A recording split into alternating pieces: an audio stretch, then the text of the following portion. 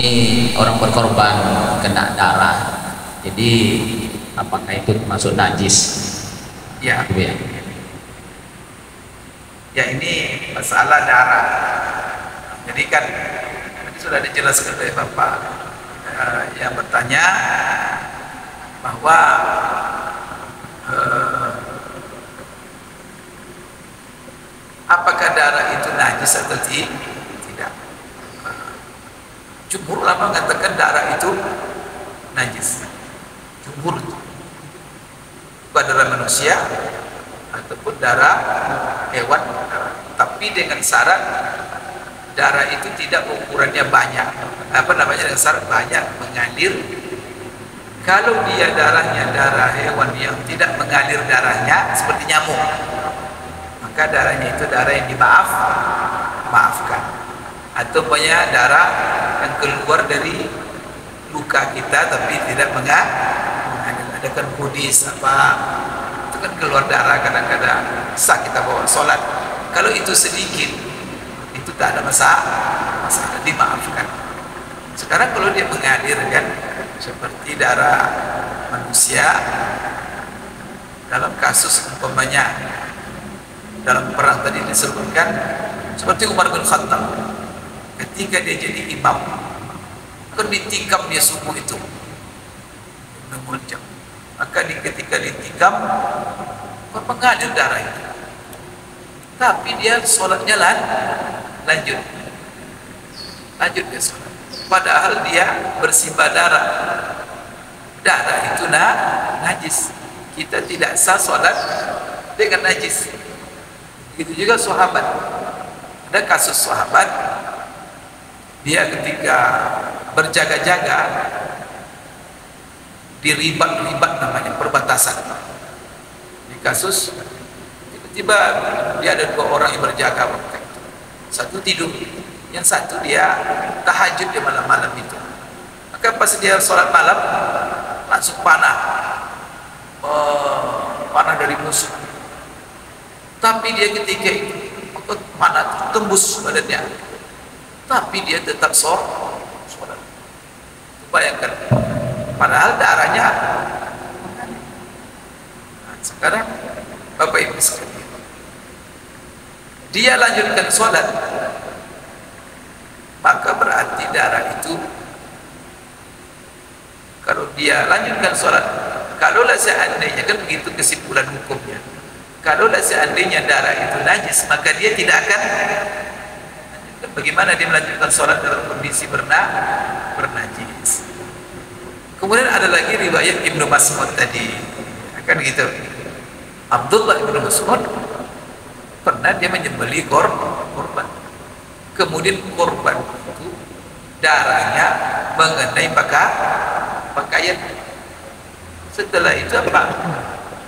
Tiba waktu sholat, dan dia sholat dengan pakaian yang berlumuran darah hewan korban. Nah, berarti dengan ini darah korban tadi tidak najis. Nah, sekarang bagaimana menyikapi, kan itu Bapak tanyakan. Tapi kasus-kasus seperti ini, padahal yang kita pelajari selama ini darah itu najis. Kalau mengenai pakaian tak boleh dibawa sholat, kalau dia mengenai badan tak boleh. Begitu juga kalau mengenai tempat sholat kita. Maka di sini memang Bapak Ibu masalah khilafiyah. Tapi masalah-masalah seperti ini dijadikan oleh ulama untuk membantah orang-orang yang mengatakan bahwa darah itu, ijma' ulama mengatakan bahwa darah itu najis. Maka kasus-kasus ini membantah ijma' itu. Berarti apa? Ada di antara ijtihad yang mengatakan darah itu tidak najis.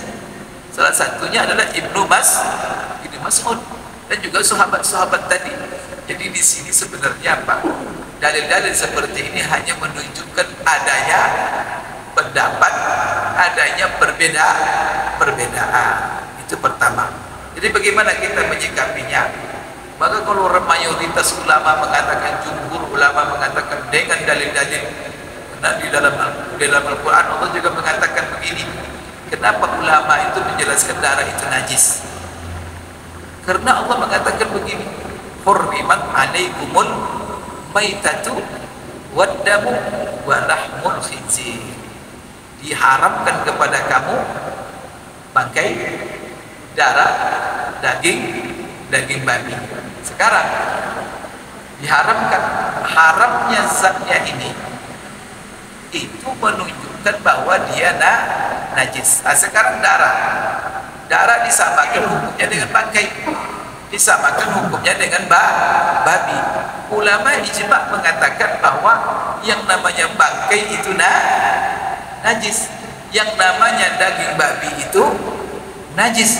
Sekarang darah disamakan dengan tiga hukum ini, sehingga dari ayat ini dikeluarkan kaidah segala sesuatu yang dihukumkan oleh Allah bahwa itu haram zatnya, berarti otomatis barang itu najis.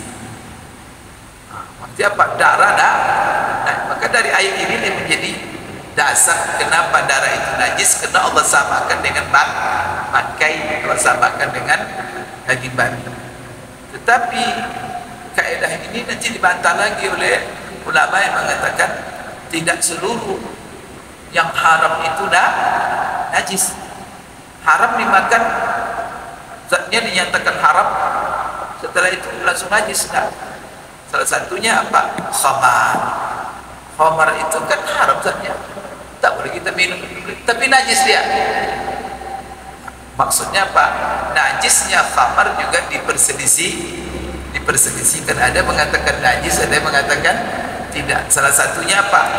Yang mengatakan dia tidak najis karena ketika khamar itu diharamkan, lalu sahabat menumpahkannya di jalan-jalan, kan begitu kan kasusnya. Banyak sahabat ketika itu waktu sholat jalan Madinah itu banjir oleh khamar.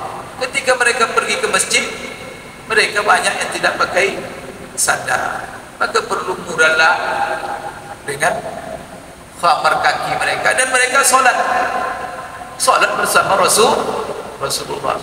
Dan Rasulullah tidak menegur mereka. Kalaulah salah najis, pasti Rasulullah bilang, kalian tak sah sholat kalian. Kenapa? Kalian berkelimang najis. Tapi ini juga masalah khilafiyah. Maka menyikapinya mana yang kalau sudah masalah itu khilafiyah, ya sudah, masing-masing kalau dia menganggap itu najis, ya sudah, maka dihindari. Tapi biasanya Bapak Ibu keluar dari khilaf, maka itu lebih bagus. Bagaimana keluar dari khilaf? Ya, kalau ada yang mengatakan itu najis, ada yang mengatakan tidak najis, maka yang selamat apa? Pegang kata yang mengatakan selamat sudah. Kalau kita tidak ada darah, ya jangan sholat, cari pakaian yang lain. Namun ada manfaatnya kita mengetahui khilaf. Ada. Bagaimana kalau bapak sempat nanti ketika menyembelih apa kain, tak ada kecuali kain darah, ya sudah, waktu sholat sudah mau habis, apakah bapak tunggu kain bersih? Maka ketika itu khilafiyah ini ya sudah, saya dalam hal ini pakai pendapat Ibnu Mas'ud bahwa darah tidak. Tapi kalau dalam kondisi normal, kain banyak, waktu masih lapang, buat yang tenang hati kita, maka apa? Banyak yang menghindar dari najisnya darah. Wallahu a'lam bishawab.